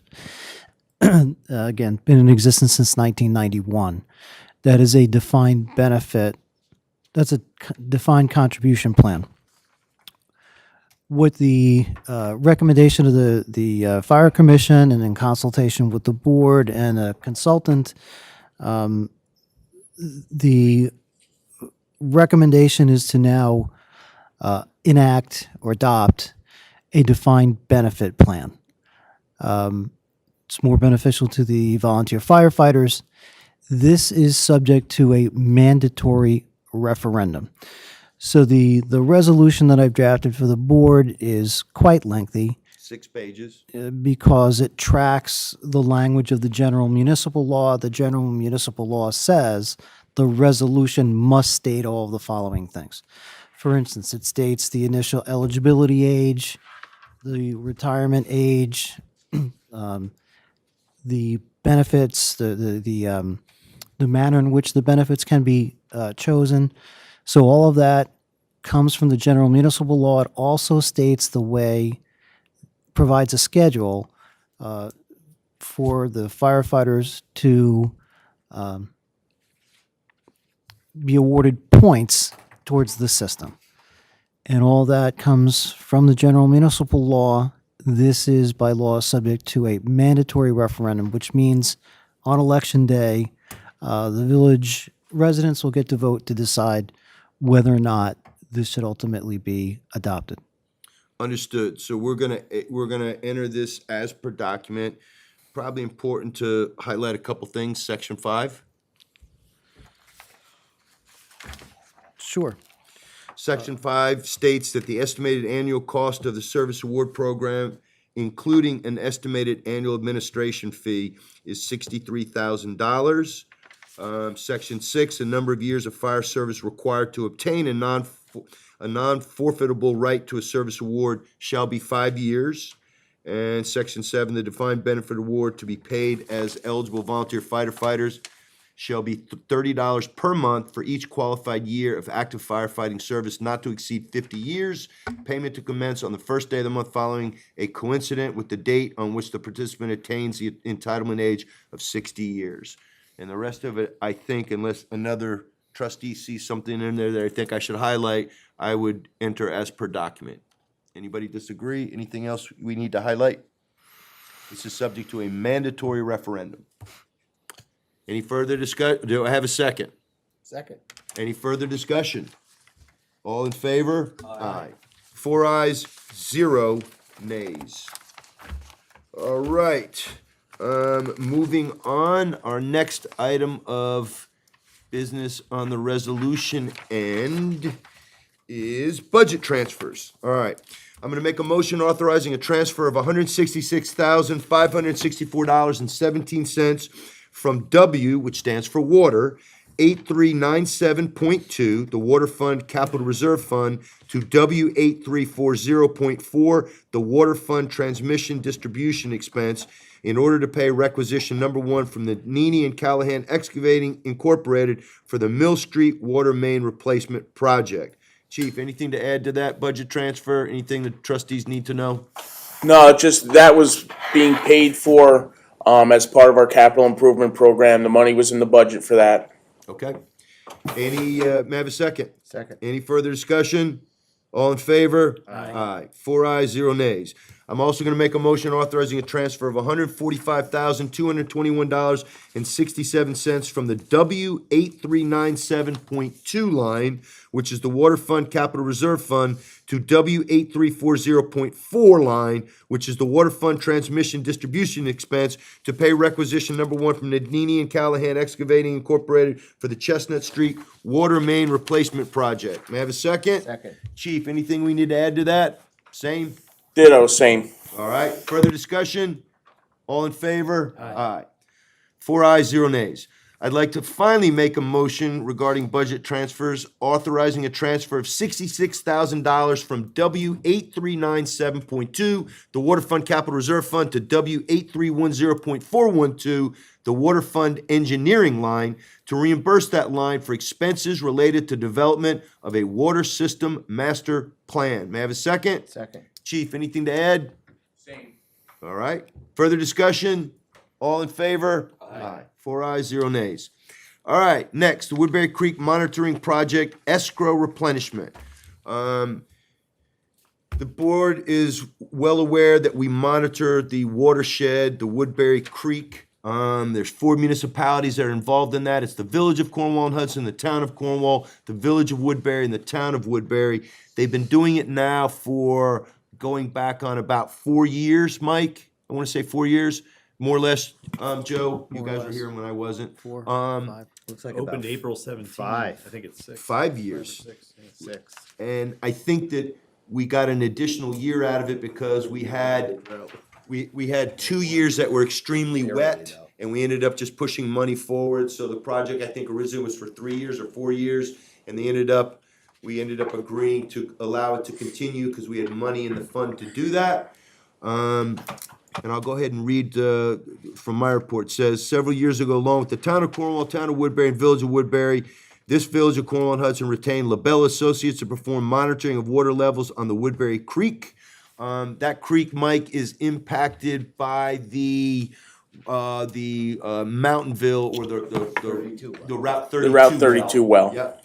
And obviously another community has a well there, and so we monitor it to make sure that it's not impacting our watershed. Not that we draw water from there, but we have a lot of people that live in Mountainville that have wells in that area that are Cornwall residents that, need that watershed.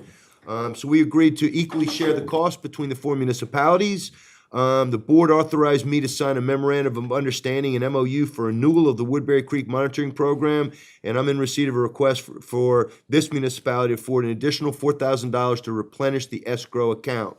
So I'd like to make a motion to authorize the village treasurer to expend $4,000, representing the village's share, a quarter of $16,000, which will be used to replenish the escrow account used to pay for the continuing monitoring of the Woodbury Creek. May I have a second? Second.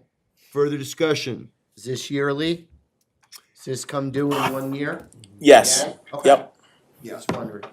Yeah, it's, is each municipality on the hook for the same amount? Yes. That's what it looks like from the deposits that have gone Yes. out. Yes. To be looked at next year. So ours Yeah, is we 25.5. will, and Mike and I've had conversations about that in regards to how much long we will continue to do this, because we're kind of at a stalemate right now, because the community that is drawing from that well has their sensors and monitors out there, but they're not placed where the hydrologists say they should be placed. So theirs are here, ours are out here. Ours are telling us that it is drawing down the watershed incrementally, and obviously during the wet years, the wet seasons, not as badly as it was like this past year during the drought.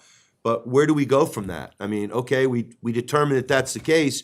Where do we go from that? So I don't know how much longer we'll do that, but yes, this is for the last year, and we will revisit this next year. Okay, all in favor? Aye. 4 ayes, 0 nays. Okay, DPW promotion, we handled that earlier when we were dealing with Superintendent Halverson. So I'm gonna move on out of the resolutions and into other business. Donahue Farm Steering Committee. I'm gonna lump this in with Community Garden Fund and the barn roof replacement. Bill, you think you could give us a short, concise dump on all 3 of those things? I mean, some of it you won't have to but give us an update on where things are and how things are moving with the Donahue Farm. committee. Last week, we acknowledged receipt of the initial report from the Donahue Farm Planning Steering Committee of recommendations for future conservation and uses of the property. The village board has that in our possession, and we are, I believe, I don't know that anybody's prepared to really give a sort of detailed response to it, but our intention is to make sure that that gets a full public airing in public session, where we will, we'll likely assemble our feedback on that document, perhaps share it in advance, maybe discuss it in the February work session, and then make sure that it has, that it's publicized. We'll work with the committee to make sure that that happens. The Community Garden Fund has been established as a 501c3 capable repository. So, the committee is encouraging folks to sign up for community garden plots. You can find the link to the Donahue Farm Committee on the village's website, as well as on Facebook. And you can always reach out to me and Chairman Dave Work. I'm going to throw him out there to learn how to make sure you can donate to that fund. And as for the barn roof replacement, I haven't been by since it was half green covered. I think it's getting a metal roof put on. It's watertight. It was watertight by Christmas, as the contractor, One Time Carpentry, had said they would do. And they've begun putting on the metal roof, and they're expecting to finish that during the winter, so that the main barn will be weatherproof, and thus hopefully prevent any further degradation of that property. So that's it. The only other, there's nothing else. We have the document. We dealt with it extensively last week, and since we were in this room, it sort of seemed as though we were at a business meeting. But they did a fantastic job, and we're very excited to go through it and make our own recommendations and edits and suggestions and question the committee has available. And they are eager to switch over to an operating committee structure, which was one of the recommendations from the plan.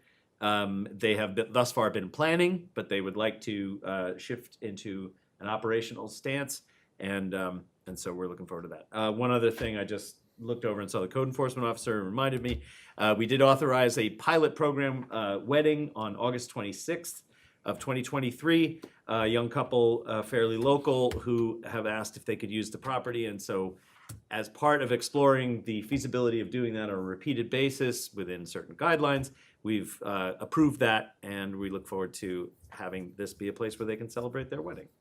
That's it from me on that. Excellent. Yeah, let's Doris, let's make a note to put that on.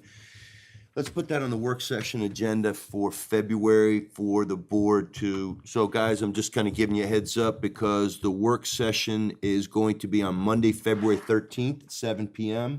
and just try to come in with a good idea of having gone through the, what is it, Bill, 16, 18 pages total? It's a thick packet, but that's because the appendices are all the documents that govern our stewardship of the property. So there's 18 pages at the beginning that lay out the. Yeah, just make sure that you're familiar with that so we can at least have a macro discussion about it and go from there. Everybody got a copy of it. I had them made for you, so everyone has one. Okay, all right, thanks, Bill. Local Government Records Management Improvement Fund, the LGRMIF grant update. So sometime back in 2021, the village received a Local Government Records Management Improvement Fund grant in the amount of $73,278 to inventory village clerk and water department records and develop a new, improved, inactive record storage facility in the former water superintendent's office at Village Hall, which is just right around the corner there. In 2022, all local governments received an extension to December 31st of 2022 to complete the project. And since April of 2022, the village has overcome a number of difficult and significant setbacks, especially with the untimely passing of Joe Gill, who was our original, it bothers me to call him an intern, but like Barbara, guy was so accomplished, but was so wonderful in the job, but he ended up passing, and then we had a number of people that just did not work out, and I told Jean she was like the Grim Reaper. Somebody'd come in and interview, they'd start on Monday, and by Tuesday they were gone. So Barbara, I don't know what it is, but you've stuck around. She hasn't been able to chase you away yet. But anyhow, so I refuse to call Barbara an intern. She's too accomplished as well. But she has taken the job on and done such a good job. And I'm putting her on the spot. She didn't know I was going to do this, but it's such a demonstrably wonderful job that the village board created a position for a year for her to stay on in a full-time / part-time position, but so that she'll no longer be an intern. And we are in the process of renovating the village clerk's office, which I'd like to thank the DPW superintendent and his boys for handling while Jean was away for a week. The next place that we're gonna do is the room where the copy machine is, outside of the safe, which is gonna become Barbara's office, and Dave has some ideas to work with her on getting that straightened up, so she's no longer working on a folding table in the boardroom. And a final report to the New York State Archives, which I'm sure Jean has discussed with you, has to be to them before January 31st. Is that the plan? She hasn't discussed. All right. She's back tomorrow, so as soon as you grab your coffee, make sure you mention her, and that could probably be something like a paragraph, but just check with her and find out what that is. But anyway, Barbara, welcome aboard. She's going to be with us for the next year, and we'll cross the year after that when we get there. So, but we're happy to have you on board. All right, that moves me on to, for your information, the ethics board meeting, which I am stoked that our ethics board has gotten a shot of adrenaline, and they have a new chairperson in John Ross. They still continue to have Mr. Bradley Lavalley on it, and they have newly sworn in Brandy Schaefer McClendon to round out the threesome there, and they have their first meeting. Is it this Thursday? It's this Thursday at 7:00. And Joe, I know you sent you sent like some ethics paperwork to John that you had. Didn't you send him something I saw that email chain.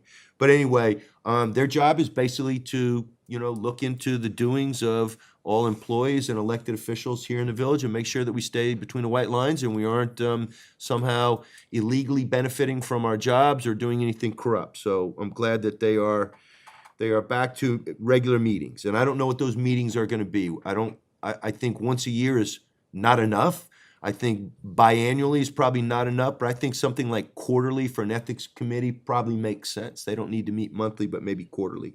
All right. Well, Mr. Mayor, they meet once to review the financial disclosure statements. Yes. And then they would meet again if there were any ethics complaints.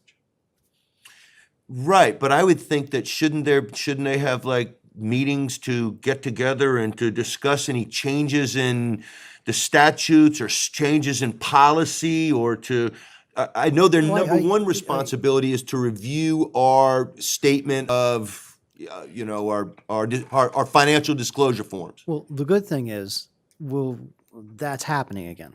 Yes. So that's and also the good thing is there are no ethics complaints. So that's good. That's true too. That's, when you look at it like that, that is a good thing. All right. As I mentioned a minute ago, the village board work session is scheduled for Monday, February 13th at 7 p.m. That's the second Monday of the month, like normal. But just like in January, this month we have President's Day, so our village offices will be closed on Monday, February 20th. So that's going to push the business meeting till the following Monday. So instead of it being on the third Monday of the month, it'll be on the fourth Monday. It'll be held on Monday, February 27th at 7 p.m. So work session the 13th. We're closed here on Monday, the 20th of February, and then we hold our business meeting on Monday, February 27th. Times are the same, 7 p.m. Registration day, as I mentioned earlier, Saturday, March 11th from 12 to 5 p.m. I'm ashamed to report that last year, when we had registration day from 12 to 5 p.m., we had 0 people register to vote. Now, somebody would give me the opposite end of that and say, well, that's because everybody's already registered, and that would be a good thing. But I will probably put something out on the village website, the village Facebook page. I'll start leveraging social media, put out a mayor's message or something so that, and if you know people that have not voted, tell them that that is the day that they can vote. They don't have to go anywhere else, they just have to come to Village Hall to do it. They just need to have proof of residency and they can register to vote here. But last year, we had 0 registrants. Okay, last but not least, Election Day, Tuesday, March 21st, again from 6 a.m. till 9 p.m. for a rock and rolling 15 hours of unmitigated fun. That's our election. And now I am going to turn it over to board comments, and I'm going to start with Trustee Brain. I would like to thank the Water Department and New Windsor EMS for the first aid training, Narcan, Stop the Bleed, AED, what was the other one? You're really qualified. I sat in there, it was great. I hadn't Save us done that all, since Bill. Boy Scouts, and it was a refresher. Apparently, the human body has changed, and we no longer do certain things that we used to do for CPR, and it was a day well spent, also away from my day job, but excellent. And then there's we've been talking about the need to advance the potential a review of our zoning code and looking to hire or engage with a planner of some sort, either an individual or perhaps a firm, on either a part-time temporary hiring basis or as part of a project-based plan. And I had been promising the board that I would work up a draft of an RFP for that purpose, and I finally drafted that RFP and sent it off to Jeff Smalls. Past planning board president Jeff Small, and he's as close to an expert as we have working in the village, within the various committees, and he's going to, he would say that he's not an expert, I should point out. He's a very humble man. And he's going to give it a once-over, make sure that I've reflected properly the discussions that he and I had and what was in the comprehensive plan. And so we'll work that forward, but that's in progress. And that's budgeted for next year to hire such a person for engaging in work. All right, thank you, Bill. Trustee Gaylord. No comment. All right, Trustee Carnwright. No, just thanks to Dave and the crew for trying to mitigate the Mountain Road situation. It's not easy. I know, I've been out there, so. Can I piggyback on your comment? Yeah, absolutely. Someone who had significant water issues in the village previously in my prior home, I absolutely understand that frustration and concern and the financial hit and all of it. And I have tremendous sympathy for the families who are affected by that. Yeah. So that's it. Absolutely. All right.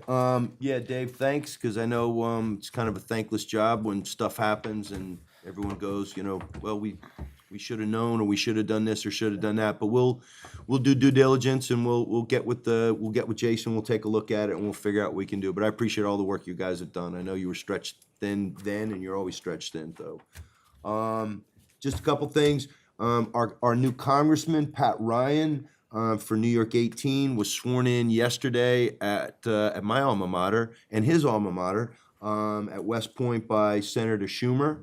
I had an opportunity to meet Pat a couple times, but most recently he was here last Thursday, Bill? I think it was Friday. Friday? No, I think it was Thursday, wasn't it? One of the 2 days, I think, yeah. But he came to announce $9 million worth of federal funds that were coming back to his district. Now, his district is parts of Orange County, and then it goes over to Dutchess County as well. But I think the town of Middletown received a chunk of that, and then the town of Cornwall received a chunk of it to mitigate some of the flooding issues and some of the infrastructure issues they have. So we're going to be looking for some, as we talk about our aging, antiquated infrastructure in the water sense, about seeing to tap into Pat. He seems very amenable to that, and infrastructure seems to be pretty high up on his list of things to focus on. And I asked the water superintendent to be there and introduced him so that he could put a face and a name together as we go forward. So his team he's got 2 folks that are going to be working out of here. In fact, his chief of staff is currently the deputy supervisor in New Paltz, Dan Torres, but he's going to be around here and will be able to engage with us. So it's good to have a good relationship, and I think we're going to see a lot of Pat in the district. Pat's Pat doesn't appear to be a Washington guy. He'll go there when he has to, but I think he wants to be here actually engaging. So look forward to that. Tomorrow night, the town supervisor and I have our annual trek to the Greater Cornwall Chamber of Commerce's big dinner at Leo's to give our State of the Town and State of the Village address to the chamber members and their guests, which is always fun. They always ask good questions, and it's a lot of fun. Wednesday night here, Deputy Supervisor Win Gold is going to be holding I think it's his first in-person Riverfest meeting in advance of Riverfest, which is going to be in June. So I think I covered everything. Did I miss anything, Doris? Any alibis? No? All right. Well, the final thing is going to be public comment. And again, just 3 minutes, and you can address the board. Just state your name and your address, please. Good evening, Brendan Coyne, 13 Paula Court. Just a couple of items. First of all, Jim, just want to extend my condolences on the loss of your father. I appreciate that, sir. Colette Fulton, who was a longtime historian for the village, is being considered for the Martha Washington Woman of History Award. And I made a recommendation for her at the request of Jane Hawkinson from the Cornwall Historical Society. And what I noted in my brief letter was that she was instrumental in getting us the watering trough and the hitching post out front of the village hall when we renovated that area with an Eagle Scout. And lastly, just for the public's knowledge, there is a new executive director for the Black Rock Forest. Her name is Isabel Ashton, and she's going to be working with Bill Schuster, who had been on the director for 30 years, for at least another year or so. Bill will be helping with the transition. So I just thought it would be nice for the public to know that we have a new executive director. Thank you. Thank you. And I'd also like to thank former Mayor Coyne for his work and really his stewardship on the Donahue Farm Property Committee, because we had 2 senior advisors, him and Mrs. Pat Larkin, and I appreciate, Brendan, the time you put in to attend those meetings and to give your expertise. All right, anybody else? Nothing? Any alibis? Did I miss anything? All right, without further ado, I'm going to make a motion to close the January 23rd, 2023 business meeting of the Village Board of Trustees. May I have a second? Second. All in favor? Aye. All right, keep in mind the mics are still on until Barbara gives us the high sign that we have killed the feed. Thank you, gentlemen. Barbara in the room. I don't know how many people are tuned in, but good evening and thank you all. I wanted it to be 1.4 million. The guys in the back were pushing for I bet. 14 million. I bet they